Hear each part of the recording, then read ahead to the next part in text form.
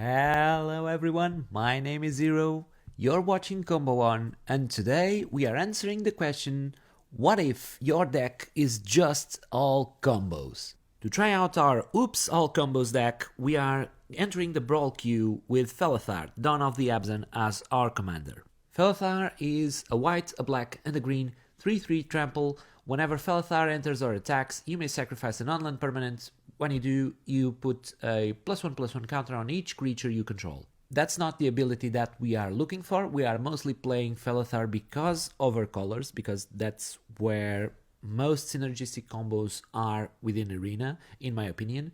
And she happens to be both very powerful and very synergistic with everything else that we are doing, so she will end up being our win condition in some games, even though we are playing all infinite combos. Speaking of which, we are mostly making infinite creatures in this deck, and to do so, we have three main finishers. Those are Scoured, Basking Brutescale, and Earth Baloth. It's largely irrelevant what they do and what they cost. The point is, whenever they get a +1/+1 counter put on them, they make a token. To take advantage of that, we are using cards that trigger with their abilities to put +1/+1 counters on creatures. So we are using Rosie Cotton of South Lane that puts a +1/+1 counter on a creature whenever a token enters the battlefield. So you get a counter on your creature, you make your creature token, and you get an additional counter, and so on. Cathar's Crusade, whenever a creature enters the battlefield, put a +1/+1 counter on each creature you control. So you also get infinitely big creatures. And then Ivy-Lane Denizen, that doesn't work with Basking Brutescale, because Ivy-Lane Denizen requires a green creature to enter the battlefield, and Basking Brutescale makes colorless Eldrazi, but still it works with the other two and makes infinite creatures and an infinitely big combo piece as well. We can also go infinite with life, with cards like Iliad Suncrown that puts a +1/+1 counter on a creature whenever we gain life, so we just need a Soul Warden or a Guide of Souls with any of our previous combo pieces to make infinite creatures gain infinite life and make an infinite combo piece in Scoured, Basking Brutescale, or Earth Baloth. There are so many ways to go infinite in this deck that most of them will feel accidental. We can also have Greta make a food token, then Knight of Sweet's Revenge use your food tokens to tap to add green, and Peregrine Took that makes a food token whenever another token enters the battlefield. So you can use Greta's ability, pay green with the food token, sack the food token, put a +1/+1 counter on your combo pieces. Peregrine Took will make a food token along with the Squirrel token, Eldrazi spawn, or Beast token from your initial combo piece, and you repeat the process infinitely, paying for the green mana to Greta with the food token that Peregrine Took made. We keep going infinite with different cards, with Tarian's Soul Cleaver that you can equip on your Basking Brutescale, for instance, and whenever a creature dies, you put a +1/+1 counter on equipped creature, so you can just have a creature die, Basking Brutescale gets a counter, makes an Eldrazi spawn, you can sack the Eldrazi spawn to make one colorless mana, and boom, you have infinite ETBs of Eldrazi spawns and an infinitely big Basking Brutescale, and just accidental infinite colorless mana. We can also draw our whole deck with a 2-card combo. The problem here is that we are not playing blue, so we have no Thassa's Oracle, we have no Lab Maniac. We need to be careful, we don't want to draw after we have no deck. The way that this works is Peregrine Took will make a food token whenever another token enters the battlefield, and Experimental Confectioner will make a rat token whenever a food leaves the battlefield. Peregrine Took, though, has an activated ability that allows us to sack 3 food tokens to draw a card. So every time you activate Peregrine Took, you sack 3 food tokens, you make 3 rats with Experimental Confectioner, the 3 rats will enter with 3 additional food from Peregrine Took's static ability, and you'll have 3 rats for each card that you draw, and you can also draw your whole deck and just put one of the alternate finishers on the battlefield to actually win the game by sacking all the rats that you made. To do that, you'll need one of Blood Artist or Zulaport Cutthroat and any sack outlet here represented in Ashnod's Altar. You just play 2 of these cards, you have all the rats sacked to your sack outlets, and Zulaport Cutthroat or Blood Artist will drain your opponents until they have no life left or until you have no rats left. But why stop there? You'll have Bartolomé del Presidio with Pitiless Plunderer and Animation Module. You'll be able to sack anything to get a counter on Bartolomé. Then Pitiless Plunderer will trigger by making a treasure token from something that died. And you'll have 1 mana from the treasure token to pay for the animation module to make a servo token that you can then sack to Bartolomé, and Pitiless Plunderer will trigger by making another treasure token, and this loops infinitely so that you'll have the biggest Bartolomé that you want. I am getting infinitely tired of listing different infinite combos in the deck, and I think that will be the main challenge, to just notice when you actually achieve an infinite combo, because there are too many ways to get to the infinite combos in the deck. Even if you don't go infinite, you have plenty of ways to actually win the game on the spot. You'll have Champion of Lumbolt and Abzan Falconer that will make your board get through very easily. When you're making so many tokens, these will be your win conditions most times. You don't even need to go infinite because these will just win you the game on the red zone. And if you find yourself with infinite mana, Torment of Wildfire for good measure is also your finisher. An Infinite X does the trick, but if you've been on the red zone along the game, a fairly big Torment of Wildfire will be good enough to win most games as well. But there's no better way to see how this plays off than just rolling onto Arena and trying on a couple of games. The deck list, as always, is down below, so don't take my word for it, try it out for yourself. And if you enjoyed it, like and subscribe to the channel, it will be very helpful, I can't thank you enough. And we are on to our games against Marwyn the Nurturer, which is not ideal because Marwyn is also a very good combo deck, and we have a few combo pieces on our opening hand, so I think this is keepable. Cameo of Whispered Hopes is also very good, even while we aren't actually going infinite with our creatures. It works with all the non-land cards that we have in hand, so I think this is a very keepable hand, and we'll start with the Marsh Flats onto a Triome, so let's keep it. We'll also have a way to get counters both on Basking Broodscale or Scurry Oak to start with, and use the token to sack to Felothar if we want to. That will get the train going even if we are not going infinite, and that's another land, which is alright. They are starting with an Elvish Mystic, so they are halfway to their commander as well. In that the Triome, and let's see what they do. Most likely a land in Marwyn. Yeah. Okay, now an animation module, which is also very good. And at this point, I think we go with the Basking Broodscale. No, because we want the Scurry Oak to evolve from the next creature. But we have Felothar as well for that, so I think we can go with Basking Broodscale at this point. Yeah, okay, let's go Basking Broodscale. See what they do. They most likely will be careful, but they are mono green, so they shouldn't have too many ways to deal with our Basking Broodscale straight away. They have 2 cards in hand. One is another Mana Dork, and nothing else. Okay, so they might be running dry, which is good for us. And at this point, I think we'll shock for a land to get a... Do we want the Scurry Oak? I think we do.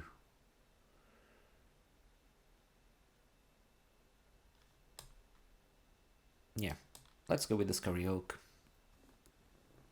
Basking Broodscale will stay back. The thing is, we do have 2 of our infinite combo pieces on the battlefield right now, so they will most likely know what we are doing. And if they have any way to interact, we are putting ourselves out very quickly and very recklessly. But they are just growing their creatures with not much else to do, so... Now, Cameo of Whispered Hopes is a way to make more tokens more quickly, but I think it's something for next turn, really. If we go with Fabled Passage into, let's say, a white source, maybe, or green. Let's go into a white source. and we go animation module into Felothar, we are evolving Scurry Hawk, make the token, sack the token, +1/+1 counter on everything, make all the tokens auto pay for the animation module. Okay, our opponent has seen enough. That's us winning against the turbocharged Marwyn that hit a roadblock. We are playing against Tiny Bones, so most likely some sort of a discard deck, and by the way, their avatar is Felothar, so they might know what we are onto. Okay, we do have a Nykthos there, so no colored mana from that point of view, but we have Rosy Garden and we have a Day of Judgment as well. I think we can keep this. Of course, we have Greta as well, but to use Greta we will need 2 other cards and the combo piece that we need for Rosy Garden, so it's at most a percentage of redundance to Rosy Garden. Our opponent is playing the 2-drop Tiny Bones from Foundations, and it lets them cast creatures that we discard, so let's see. That's a swamp. Divest, and they will most likely get rid of Rosy Garden. Yeah. Okay, and there's Peregrine Took, so that is 1 card closer to a combo. Let's sack this to get a swamp.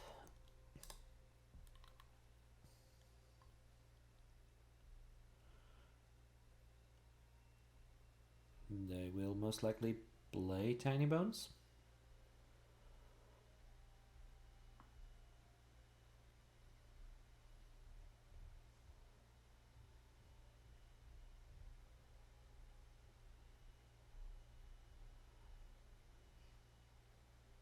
Yep. Tiny Bones on the battlefield. Luminous Bloodmoth is our draw. I think we get Greta on the battlefield. Even though Peregrine first would have given us an additional food token, I think I value more keeping Peregrine hidden.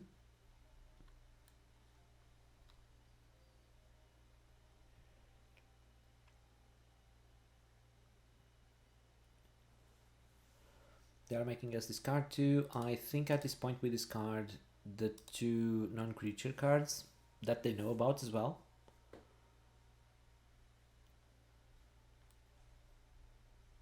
If they really want to, they can... wait, okay. If they really want to, they can... they have Judgment us.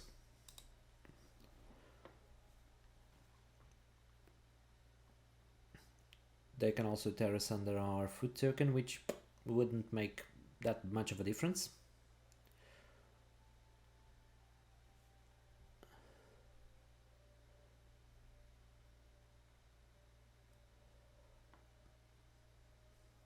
They are looking at Peregrine. Of course, they can also pay the kicker for Terra Sunder to just exile anything. Let's see what they do. Next turn, we'd really like to get a... Okay, they Infernal Grasp our Peregrine took. Next turn, we'd really like to find a non-tapped land to play the Broodmoth.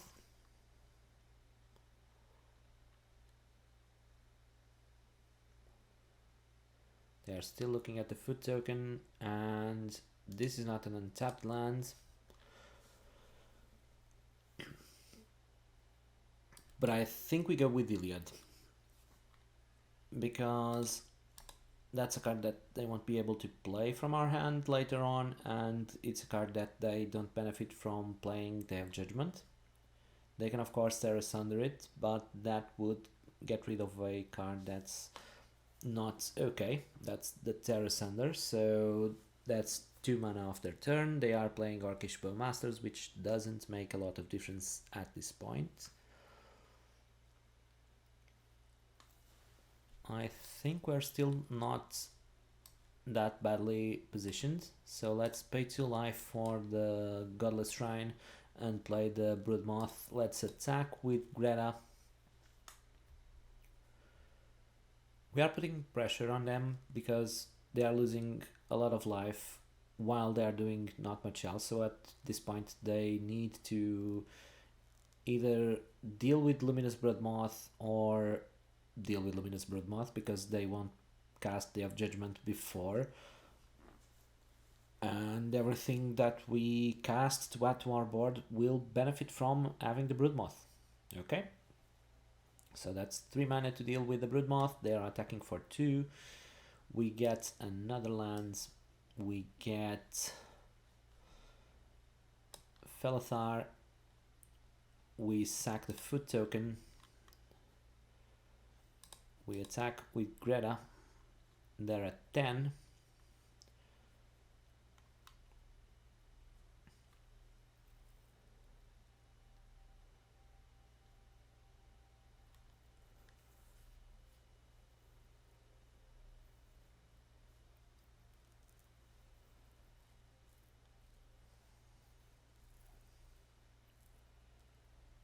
Okay, I will lose 3 life because I do like my card, and I think this should be enough to win the game. Absent Falconer, everything as flying. I'll sack the Birds of Paradise, counter on everything, and that's game. No combo, but still the sheer pressure of these creatures growing with Felothar's ability until we find an infinite combo is usually enough to win the game. That's the bit that impresses me the most. We're not just speeding through to get a combo, we are playing a very synergistic deck that happens to have a lot of combos inside. We are playing against Garland, King of Cornelia, and we are desperate for a combo. We do have a combo piece in hand. We do have 3 lands, some interaction. We have Rishkar to help us fasten things up. I think this is a very capable hand, and I am just crossing my fingers and hoping for a combo piece to go along with Basking Brute-Scale. Of course, our opponent on the extra life avatar, so props for that. And with a very nice what do you call that? The mascot, the thingy, the companion. Okay, let's just go with the tapped Godless Shrine. Garland, King of Cornelia, surveils 1 whenever you cast a non-creature spell, and then you can return it as a demon, the 5/5 demon. And would you look at that? That is a combo. That is a combo. Is this the one? Are we going to actually pull this off?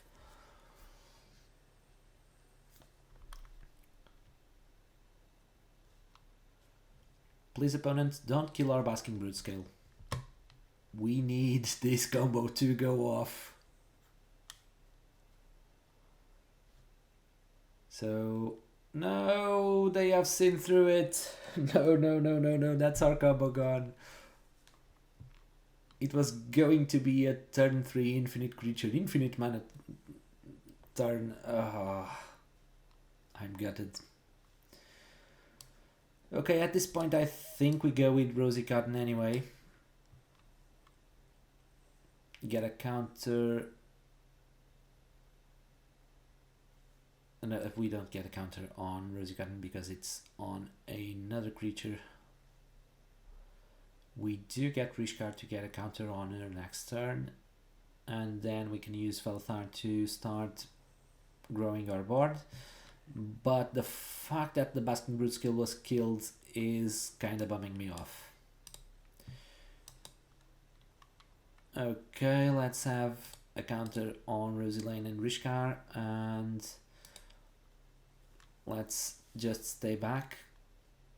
One thing now is that if our opponent is paying attention, they've noticed that we have played Rosy Cotton just after they killed our Basking Brood skill, so they might be onto the fact that we are looking for infinite combos.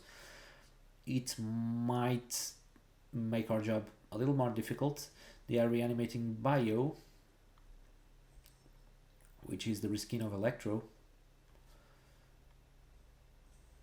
Witchclaw Talisman. Can we benefit from that? Okay, we got an Adagia. And I think we just go with it because we can't really do much else. Smothering Tide is alright, but the fact that they have Bio is frightening me off.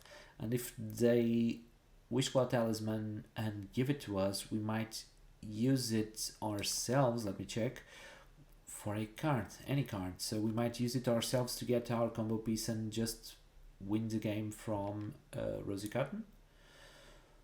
Well, let's see. Let's go with Felothar. Felothar sacks the food token. We grow our whole board. We station this thing with Rosy Cotton because we are not blocking with her. We can keep... Yeah, we don't need to block with Felothar either, so let's keep Rishkar back if we need to block on a pinch, and we have a Path to Exile if we need it.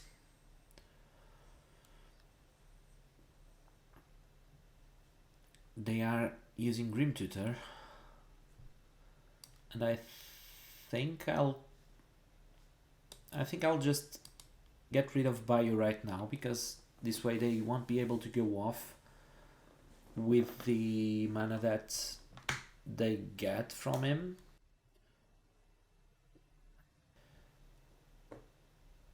Whatever they get, they can just pay 2 mana this turn, 3 if they attack and lose their Goblin Shaman token. I am hoping that they Wishclaw Talisman. If they do, next turn we can do the same, get Basking Brood Scale, activate the Adapt ability, get a counter, make a token, the token will trigger Rosy Cotton, but they didn't. Okay, so at this point we might as well just go with Smothering Tide, Temple Garden. I'll pay the life and I'll Rampant Growth. At this point I am thinning out the deck just as much as I can. I think I'll do the same now. Yeah, I think I'll do the same now, because next turn, worst case scenario, we get to copy a Smothering Tide. Or we lose because they have 2 tutors. One of those. Look at that. A counter. Dark Ritual is never a good way to see a turn starting. Bolas Citadel. So it's either bank or bust. They either win or they lose painfully. And we won't get to our combo. Unless, of course, they Wishclaw Talisman just to get something off the top and we survive the turn. They are attacking. That's something that they want to trade off. We don't need Rishkar to win, so we block with no regrets. That's a fatal push to kill Rishkar. Okay. It would have been worse if they killed Rosy Cotton. They are killing Felothar, so still nothing done about Rosy Cotton. Okay. Please be greedy. You're not greedy. Why would you put a Wishclaw Talisman in your deck if you're not planning to use it? We are now getting a lot of treasures, but they have that Ballast Citadel and it's frightening. Next turn, with all the resources available, they should be able to go off. Please use the Wishclaw Talisman, just use it. Yes! I think this way we should be able to win it. Except we'll make infinite creatures with Basking Brute Scale, but we'll have no way to attack with them this turn. And the fact that they have Ballast Citadel will make them able to just play their whole deck and sack everything to deal us 10 damage. But I can only do it once, so I think this should be game. Let's not be hasty, let's not count our eggs before they hatch, but count our chicken before they hatch, not the eggs.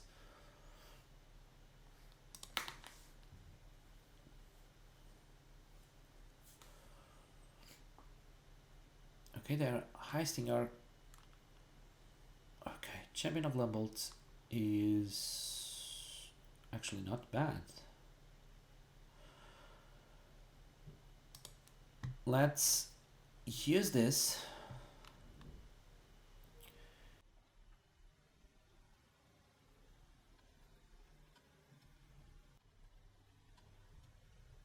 Oh no, of course not. They have killed our Basking Brute Scale early on, so there's no way we can do that.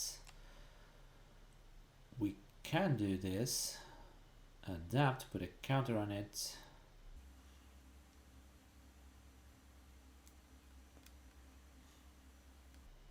Yeah, that might actually be the way that we do this. Let's just adapt, get a counter, get Basking Brute Scale, play Basking Brute Scale, adapt, get a counter,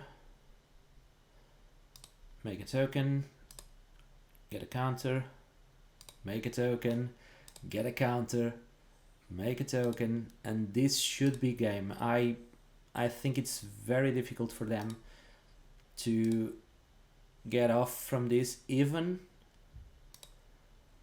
with the Ballast Citadel. I'm now dragging my thoughts because I don't want to mess this up.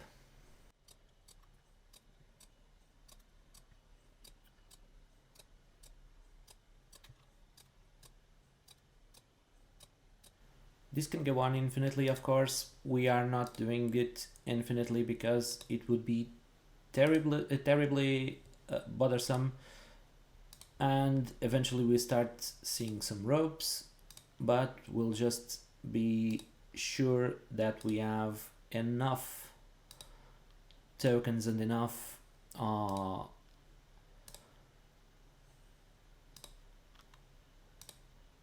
a big enough Basking Brute Scale to win the game next turn, worst case scenario. So let's just go up to, say, 30 tokens.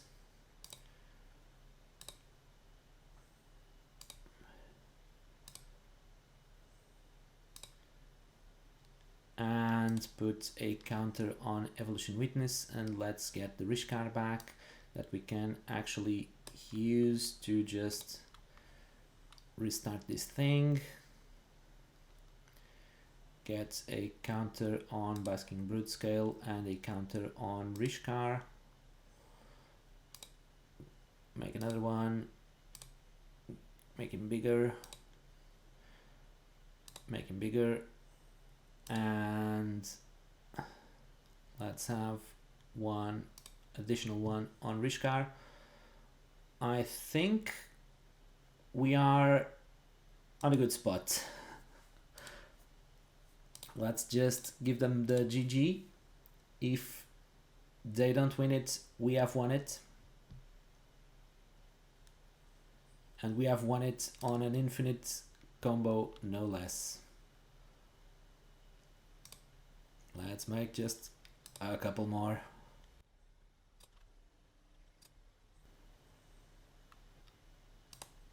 They are playing Nethergoyf. Next turn we can just play Champion of Lambolt and Felothar and trample over for the win.